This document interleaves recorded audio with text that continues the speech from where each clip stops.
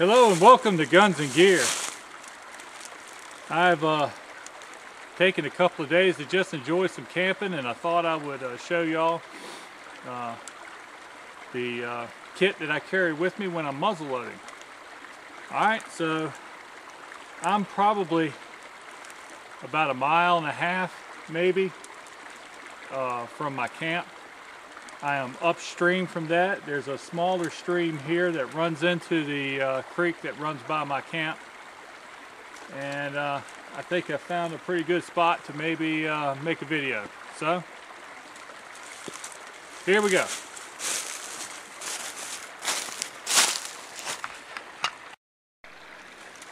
Alright, now guys, this is actually the second time I'm making this video, and that's because by the time I took everything out of my little bag here, the video was way too long. So I figured I'd just leave everything out and just show you all the stuff that was in this here bag. I know that looks like a lot of stuff, but if you keep cramming, this bag will take quite a bit. Now, you're not going to be able to find a bag exactly like this one because I made it. Now, I don't know where my mom got the pattern from, but my dad got this piece of leather from a kind of an arts and craft type place, and I told him I wanted to make a possibles bag, you know, like Davy Crockett and Daniel Boone and all them guys had. But this is a bag that I've used for a long time. I guess I was maybe 14 when I put this together. It is all hand done, and yeah, I guess it's showing some years of use there. Even made the strap, which this is hemp, and my dad, it was a piece of rope. My dad, we took the strands out of the rope, disassembled the rope, so to speak, and actually this is a buckle off of an old belt that a dress belt that I had. At any rate, this took me a heck of a lot longer to make than this. But at any rate, you know, Dad had a good sized piece of leather, and you know, he told me, he said, you know, you want to make that bag big enough, or I should say, you don't want to make that bag too big, because no matter how big you make that bag, you will put stuff in it. Okay, you will fill that bag up. But you don't want it too small either. You want it big enough that you can carry enough stuff with you for hunting, and if you should have to stay a night in the woods, if you get turned around or lost or injured or what have you.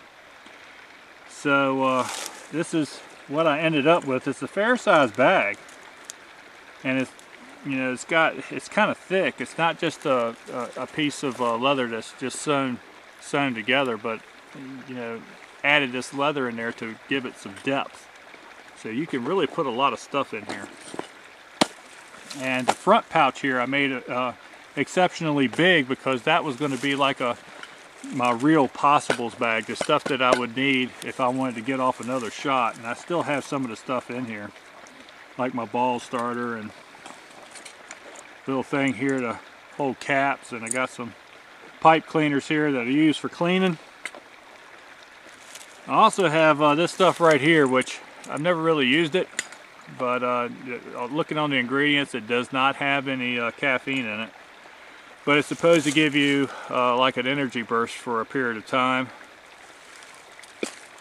I figured that, you know, I'm not 25 years old anymore, so when I'm meandering through the woods, if I get turned around, I may need a little extra boost of energy to get me going. Or if I've decided I'm lost and I'm going to stay tonight, maybe a little boost of energy to get my camp set up and get me some firewood to get gathered up and things of that nature.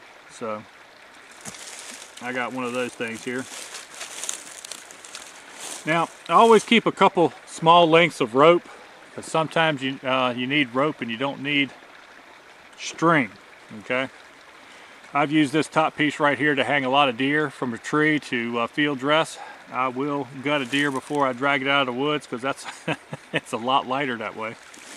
This little piece of rope here ain't but maybe I think 25 feet long or something like that. It's not very long at all, but it's helped me out of a lot of jams, especially hunting up in the mountains where you might be able to reach and pull your way up a ridge, but you can't do it with a deer. So you can tie the rope around the deer and climb up a little ways and pull that deer up to you, and then kind of, you know, maybe put it around a tree or something of that nature, climb yourself back up, pull the deer up to you.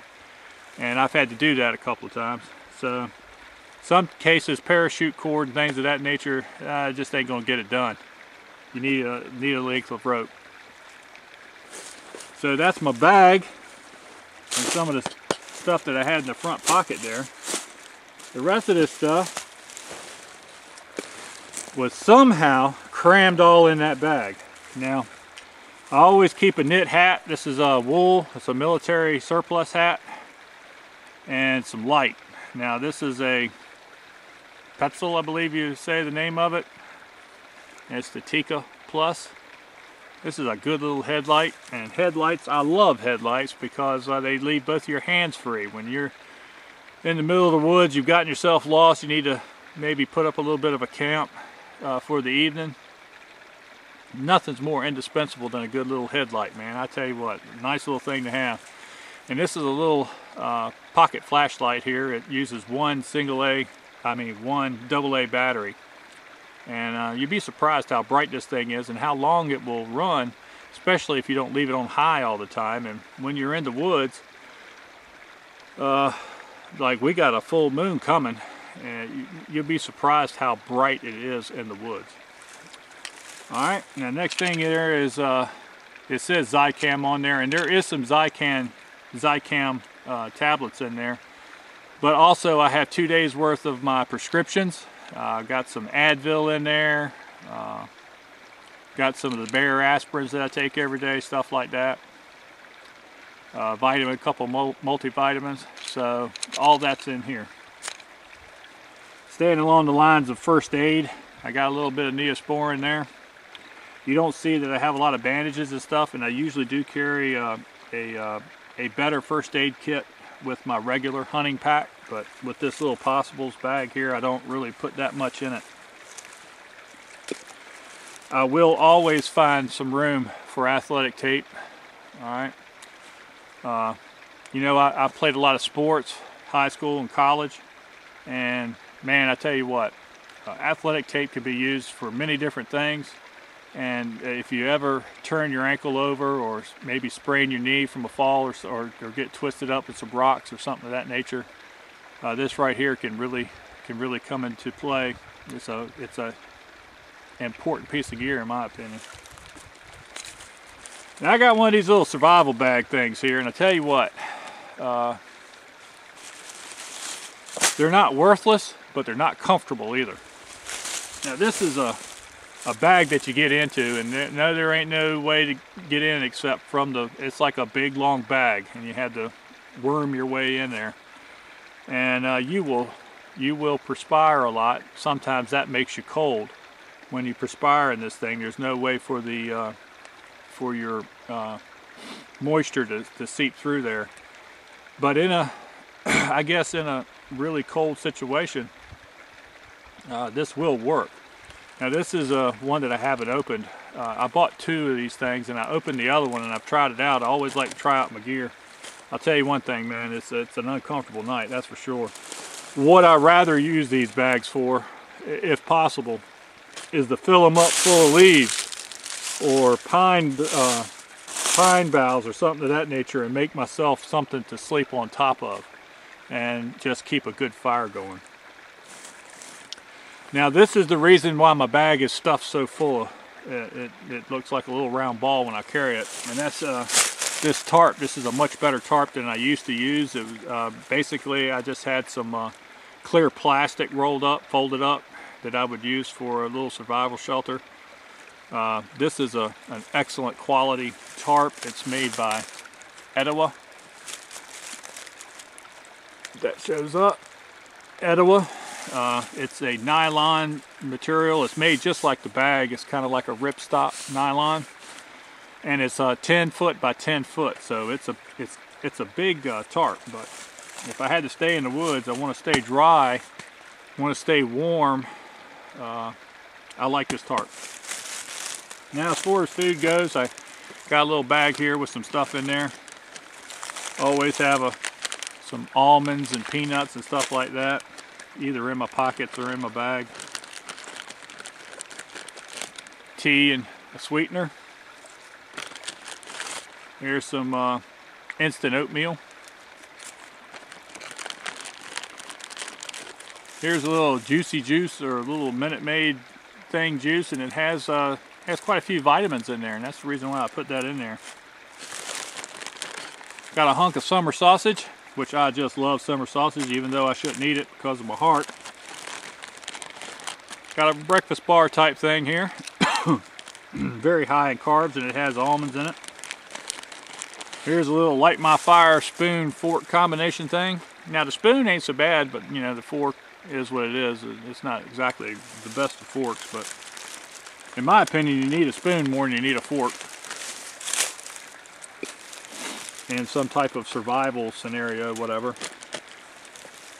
Let's see. This is a new piece of gear for me. This is very popular amongst the folks that do a lot of bushcrafting type stuff. This is a Bahco Laplander folding saw. I've used it only a few times around camp here, as you can see. But it really operates well. It's got a good sturdy lock on it. I like it. It's quiet in my pack. It's a good saw. As far as knives go, this is the knife that I keep in my pack. And I use this for nothing but food preparation. Okay. Cutting up my summer sausage, what have you. If I've got game that I've killed, to maybe cut some up to cook, whatever. Skin. This is the knife that I use for that. This is a Case XX. I think this was called Sod Farmer or something like that. I can't remember. It had a little name on it on the blade, but that's long been gone. I've had this knife for a very, very long time. Next knife I have is a little Leatherman knife. I don't think they make this anymore, but they make something like it. And the reason that I carry this thing is because of the fact that it has the little screwdriver bits on there that can help me work on my muzzleloader if I should need to in the field. And it's got a pretty good blade on there that I use for just utility stuff.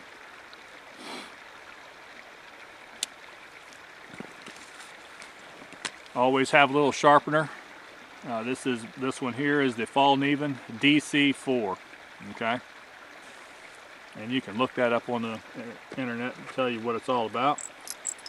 Little match case here. This is an old military match case.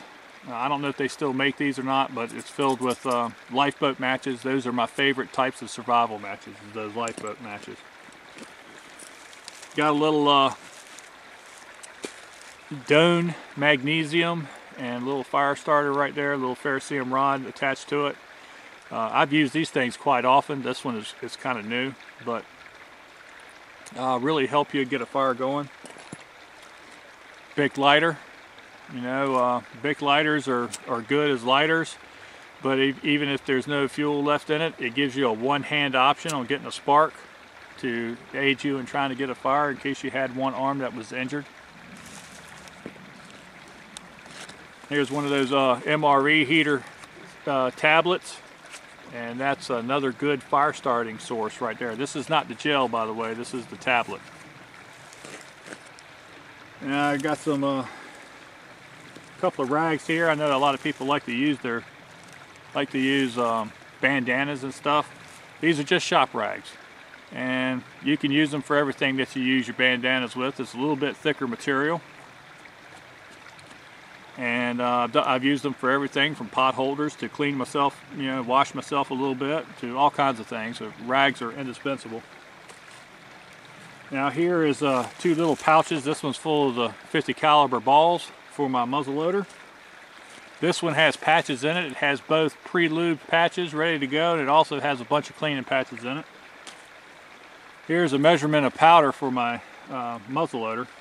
There's no such thing as a quick reload with you know, muzzleloaders, especially the older fashioned muzzleloaders, but you know, you can get a shot off pretty well, I guess, pretty fast. This is a neat little item I bought a little while ago. Seen it at this thing called a rendezvous that they had, and I was walking around, all kinds of neat stuff. And I seen this on the History Channel, and it's a tobacco tin, and they were showing, it was a show about the mountain men, okay? And this was an item, one of the items that they were showing that some mountain men carried. And whereas this is supposed to have your pipe tobacco or whatever, and then you would use this magnifying lens to shine again with the sun to light your pipe, okay? So I figured that was an alternative way for making fire. But that's not going to help you in the evening when you've gotten yourself lost and you're going to make camp. But still, it's another way to make fire. I just got it because I thought the tin was cool. Now, I got a bunch of cleaning patches here. And inside here, I have a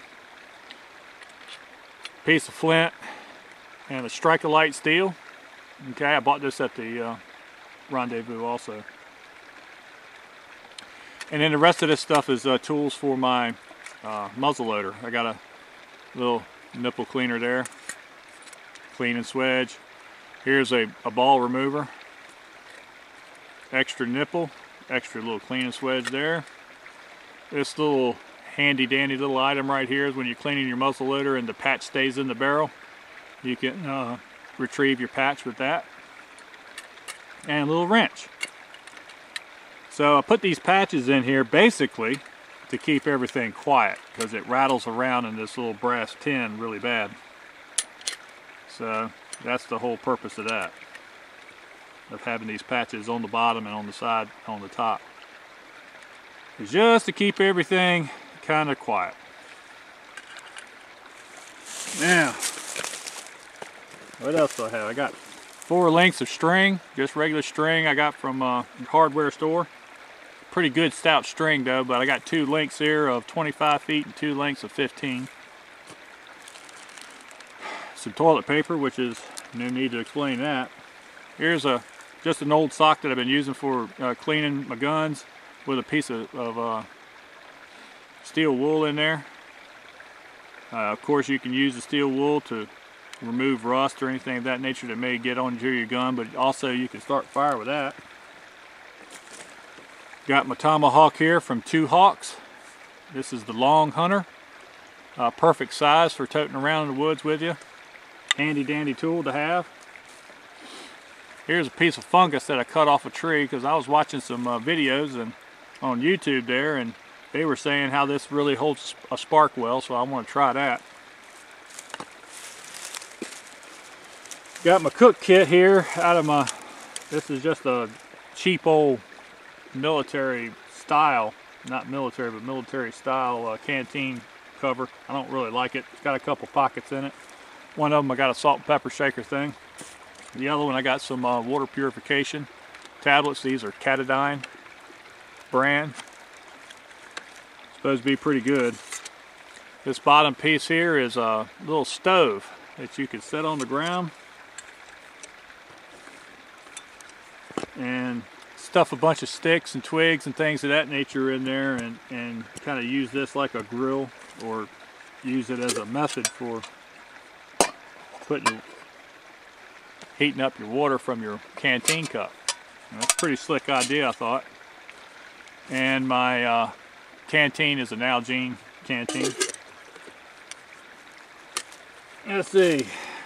My main knife that I've been using on this trip, I've been using 2 knives basically, but this is the one I've been carrying around the most, is a custom-made knife that I got from Gossman Knives. This is their Kephart design knife. Scott Gossman, the fellow that makes these knives, is a super fellow.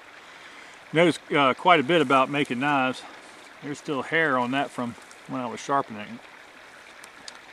But at any rate, this is a very good all-purpose utility knife. It would make an excellent knife for carrying around as a survival tool. It doesn't have a real thick blade, but it's still robust. It's made out of A2 steel. It's got a 5-inch blade, sort of a spear point. The Kephart design is sort of a spear point design. And look at this beautiful, beautiful sheath. And I intend on talking more about that in a video, but this was made by Rose Leather. That's R-O-W-E-S, Leather. They're out of Hope, Arkansas, and they do some excellent leather work. And I hope this is showing up well. At any rate, you can see the fine leather work, and it has a python inlay, and it is just gorgeous. Absolutely beautiful work. And of course, I got a little Light My Fire steel on that, the Army version on there. And y'all saw my sidearm. I'm carrying cross draw here. This is a Ruger Blackhawk 357 Magnum. I got a few reloads for it. This is a belt slide thing I can keep up close, and this is something I keep in my pocket, an extra 6 rounds on a Bianchi speed strip. And that's all my stuff. Of course, it's sitting on this piece of foam here, which has really been handy for me.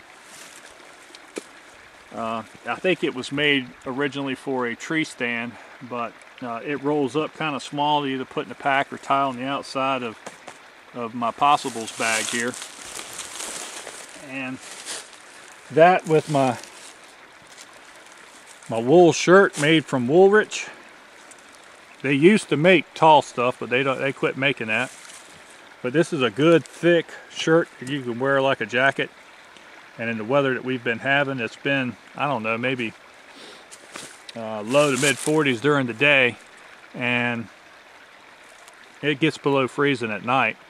So I will have, if I stayed overnight, I'm going to have a fire to stay warm. All right, folks, well, that's my video. It's long, I apologize, but hope you enjoyed looking at my stuff. And with that, I thank you for watching my videos, and remember to shoot straight on the range and in life. Thanks.